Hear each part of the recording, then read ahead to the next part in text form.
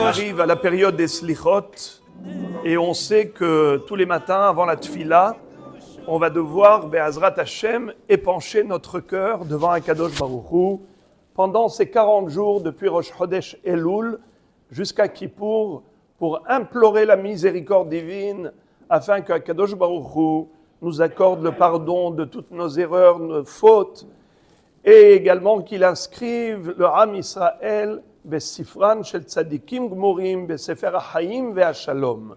C'est notre souhait le plus ardent qu'on puisse mériter de plaire à Akadosh Baruch Hu et mériter la Geoula Shlema. Chaque année, c'est encore une chance de pouvoir mériter une bonne inscription dans le livre de la vie.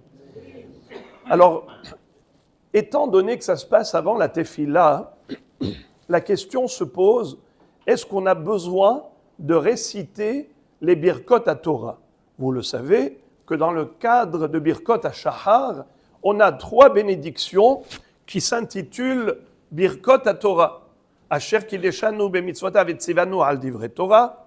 Ensuite, ve'arevna Hashem Elokeinu et divrei Torah befinu baruch ata Hashem amlamet Torah l'amo Israël. Baruch ata Hashem Elokeinu mechol asher bachar banu mikol ha'amim v'natananu et Torato. Baruch ata Hashem noten ha-Torah. Et ensuite, on enchaîne avec le texte de Birkat Kohanim.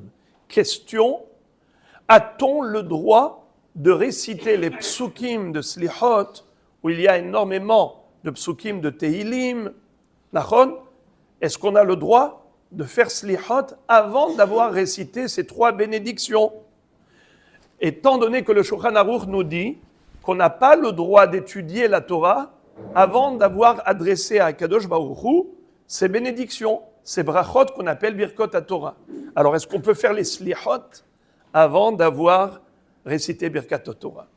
Dans le Shulchan Aruch, Siman Mem Zayin, il y a une mahloket à ce propos. Il nous dit d'abord qu'on n'a pas le droit. Il faut réciter ces fameuses brachot, les 3 brachot de la Torah, avant de commencer les Slichot. Même si notre kavana n'est pas d'étudier, c'est juste de prier. Malgré tout, certains pensent que oui, il faut absolument réciter Birkot Torah. Et après, il dit que certains disent qu'étant donné que c'est que de la prière, c'est pas de l'étude, alors ce n'est pas indispensable. Et il conclut en disant, mais ça vaut la peine de tenir compte de cette opinion qui est stricte et qui exige Birkat Torah avant les Slichot. Mais le Rama pour les Ashkenazim est plus cool et il dit que non, pour les Ashkenazes, on peut faire les Slichot même avant Birkat Torah. Mais le Mishnah Brura, qui est Ashkenaz, il dit, c'est vrai que dans la théorie pour les Ashkenazim, c'est plus toléré. Mais malgré tout, le minhag est que les Ashkenazim, immédiatement après avoir récité la bracha de Asher Yatzar, tout de suite après, ils enchaînent avec Birkot Torah. Pourquoi?